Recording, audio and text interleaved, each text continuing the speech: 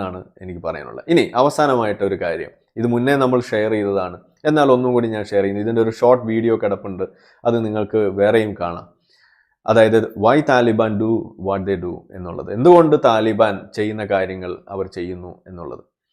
കാരണം ആ പ്രാക്ടീസസ്, അവർ ചെയ്യുന്ന കാര്യങ്ങൾ, അവർക്ക് എവിടെ നിന്നാണ് അതിൻ്റെ മാതൃക കിട്ടിയത് എന്നുള്ളത് സംബന്ധിച്ച് കുറേ വർഷങ്ങൾക്ക് മുന്നേ, മീൻസ് ഏതാനും 1-2 വർഷങ്ങൾക്ക് മുന്നേ നമ്മൾ ചെയ്തൊരു വീഡിയോ ആണ്.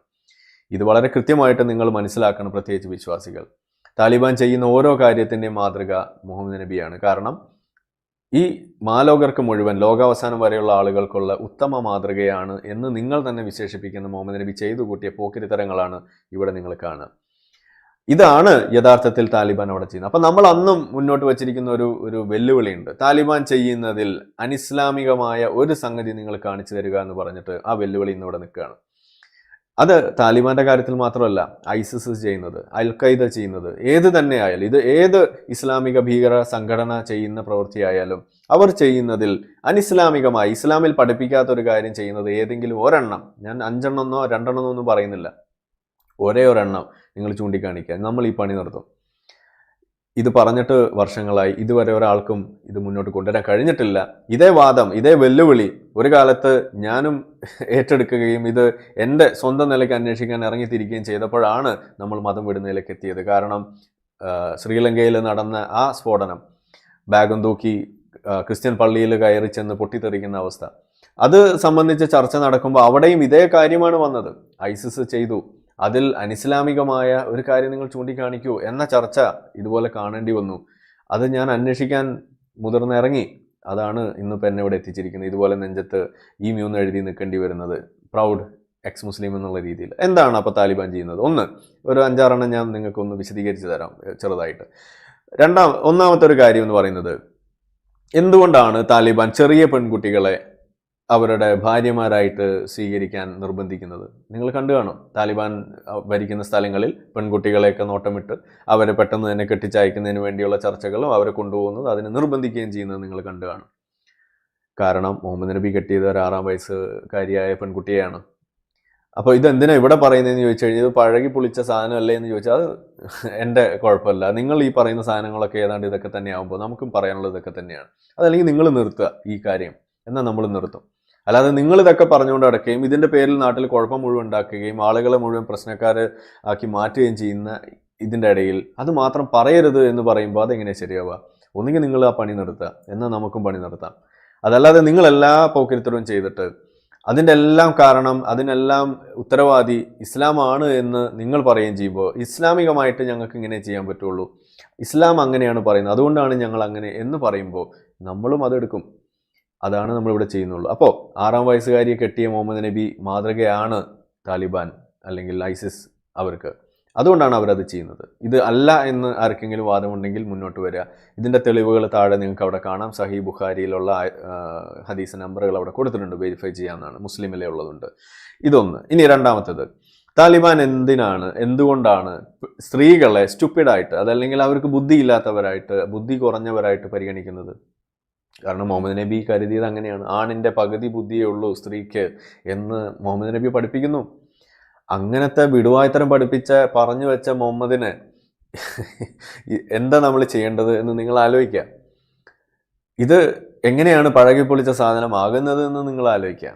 ഇതിൻ്റെയൊക്കെ പിന്നാമ്പുറത്താണ് ഇതുപോലെ അവർക്ക് യൂണിവേഴ്സിറ്റിയിൽ പഠിക്കാനുള്ള അവസരം പോലും നിഷേധിച്ചുകൊണ്ട് ഇതുപോലെയുള്ള ഓരോ പ്രശ്നങ്ങൾ ലോകത്ത് സൃഷ്ടിച്ചു വെക്കുന്നതും, സ്ത്രീകൾ അസുഖം വന്ന്, അത് ഇനിയിപ്പോൾ ഒരു ചെറിയ ജലദോഷപ്പനിയാണെങ്കിൽ പോലും അത് മൂർച്ഛിച്ച് മറ്റ് വലിയ ന്യൂമോണിയ ആയിട്ടോ മറ്റോ ഒക്കെ ആയിട്ട് മരിക്കുന്ന ഒരു ഘട്ടത്തിലേക്ക് പോലും തള്ളിവിടുന്ന തരത്തിലുള്ള നിയമങ്ങൾ പോലും ഇവിടെ നിഷ്കർഷിക്കാൻ താലിബാന് പ്രേരണ നൽകുന്നത്. പെണ്ണുങ്ങൾ അങ്ങനെ പഠിക്കണ്ട, അവർ തുന്നൽ പഠിച്ചാൽ മതി എന്നാണ് മുഹമ്മദ് നബി പറയുന്നത്. ഇത് സംബന്ധിച്ച് നമ്മൾ മറ്റൊരു വീഡിയോ ചെയ്തിട്ടുണ്ട്, കേരള താലിബാൻ സമസ്ത എന്ന് പറഞ്ഞുകൊണ്ട്. അതിൽ അവർ കൃത്യമായിട്ട് 1928 പറഞ്ഞു വെച്ചിട്ടുള്ള കാര്യങ്ങൾ നിങ്ങൾക്ക് കാണാം. സ്ത്രീകൾക്ക് എഴുത്ത് പഠിപ്പിക്കുന്നത് ഹറാമാണ് എന്ന് തന്നെയാണ് അവർ പഠിപ്പിക്കുന്നത്. അത് മലയാളത്തിൽ തന്നെ പറഞ്ഞിട്ടുണ്ട്, അറബി മലയാളത്തിലും എഴുതിയിട്ടുണ്ട്. അപ്പോൾ താലിബാൻ പറയുന്നതും കേരളത്തിലെ സമസ്ത പറഞ്ഞതും ഒരേ കാര്യം തന്നെയാണ്. ഇതുപോലെ സമസ്തയുടെ ഒക്കെ ഇടയിൽ നിൽക്കുന്ന ഈ ഹുദവി പറഞ്ഞതും ഇതുപോലെ താലിബാന്റെ നേതാക്കന്മാർ പറയുന്ന ഒരേ കാര്യം തന്നെയാണ്. അപ്പോൾ ഇവിടെ എവിടെയാണ് ഇസ്ലാമും താലിബാനും സമസ്തയും അതുപോലെയുള്ള സംഘടനകളൊക്കെ വേറെയാകുന്നത്? ഇതെല്ലാം ഒന്നാണെന്നാണ് ഞാൻ തുടക്കം മുതൽ ഇവിടെ വരെ പറയാൻ ആഗ്രഹിക്കുന്ന കാര്യം. ഇനി അടുത്തത്, ഇവിടെ നിങ്ങൾക്ക് കാണാം താലിബാൻ എന്തുകൊണ്ടാണ് സ്ത്രീകളെ ഈ പറയുന്ന പോലെ യുദ്ധത്തിലും അല്ലെങ്കിൽ തടവുകാരായിട്ടൊക്കെ പിടിച്ച് അവരെ റേപ്പ് ചെയ്യുന്നത്. കാരണം മുഹമ്മദ് നബി അതാ ചെയ്തത്. അവിടെ റേപ്പ് എന്നുള്ളൊരു വാക്ക് അത് ഇസ്ലാമിൽ നിങ്ങൾക്ക് കാണാൻ കഴിയില്ല. അത് ഞാൻ സാന്ദർഭികമായിട്ട് ഓർമ്മിപ്പിക്കുകയാണ്. സ്ത്രീകളെ അവരുടെ കൺസെന്റ് കൂടാതെ സെക്സിൽ ഏർപ്പെടുക എന്നുള്ളതാണ് നമ്മൾ ഇന്ന് റേപ്പിന് കൊടുക്കുന്ന ഏറ്റവും സിംപ്ലിസ്റ്റിക് ആയിട്ടുള്ള ഒരു ഡെഫിനിഷൻ എന്നുണ്ടെങ്കിൽ ഇസ്ലാമിൽ അത് അന്യമാണ്. ഇസ്ലാമിൽ കൺസെന്റ് എന്ന് പറയുന്ന ഒരു കൺസെപ്റ്റ് ഇല്ല, റേപ്പ് എന്ന് പറയുന്ന ഒരു കൺസെപ്റ്റ് ഇല്ല.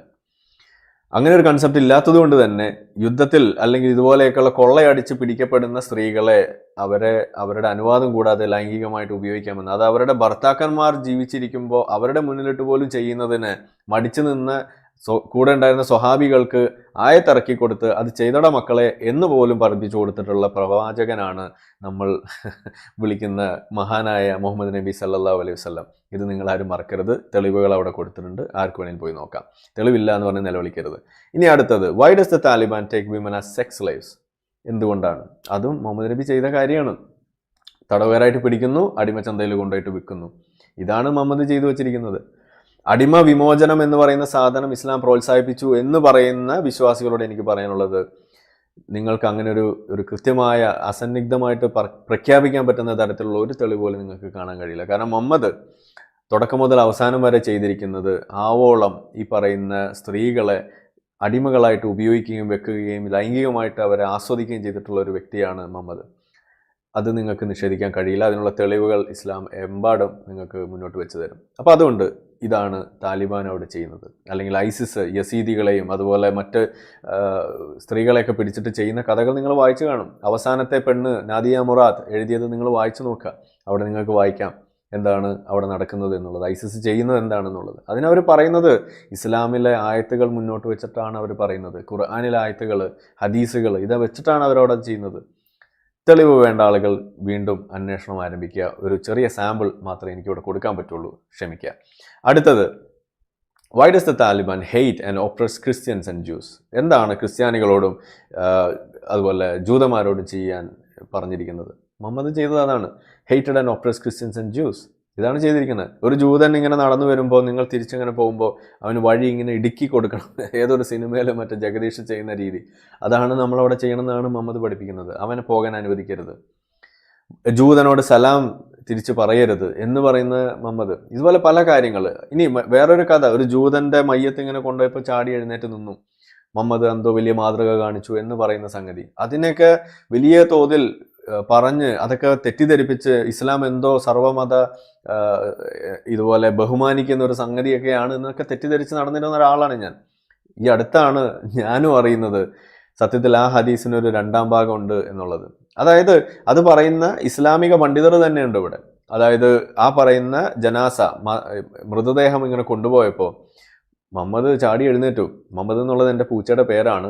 ഞാൻ അധികം വൈകാതെ ഒരു പട്ടിയെ വളർത്താൻ ഉദ്ദേശിക്കുന്നുണ്ട്, മുഹമ്മദ് സീനിയർ എന്ന് പറഞ്ഞിട്ട്. അധികം വൈകാതെ വരും. അപ്പോൾ ഈ ജൂതൻ്റെ മയ്യത്ത് കൊണ്ടുപോയപ്പോൾ മുഹമ്മദ് ചാടി എഴുന്നേറ്റു. അപ്പോൾ കൂടെയുള്ള ആളുകൾ പറഞ്ഞു, അയ്യോ അത് മരിച്ചതൊരു ജൂതനാണ്, മുഹമ്മദ് എന്തിനാ ചാടി എഴുന്നേറ്റത് എന്ന് ചോദിച്ചു. അപ്പോൾ മുഹമ്മദ് പറയുന്ന ഉത്തരം, ഓഹോ അങ്ങനെയാണല്ലേ, ഞാൻ ചാടി എഴുന്നേറ്റത് ജൂതൻ്റെ മയ്യത്ത് ആയതുകൊണ്ടല്ല, അതിൻ്റെ കൂടെ മലക്കുകൾ നടന്നു പോകുന്നുണ്ടായിരുന്നു, അത് കണ്ടിട്ടാണ് ഞാൻ ചാടി എഴുന്നേറ്റത് എന്ന് പറഞ്ഞിട്ട് തിരുത്തുന്ന ഒരു രണ്ടാം ഭാഗം കൂടി ഉണ്ട് ഹദീസിന്. പക്ഷെ നമ്മൾ എപ്പോഴും ആ ആദ്യ ഭാഗം മാത്രമേ കേൾക്കുള്ളൂ. ജൂതൻ്റെ മയ്യത്ത് പോയപ്പോൾ മുഹമ്മദ് എണീറ്റുന്നു, ഇതാണ് നമ്മൾ കേട്ടിട്ടുള്ളൂ. എന്നാൽ ഇസ്ലാം പഠിപ്പിക്കുന്നത് നേരെ തിരിച്ചാണ്.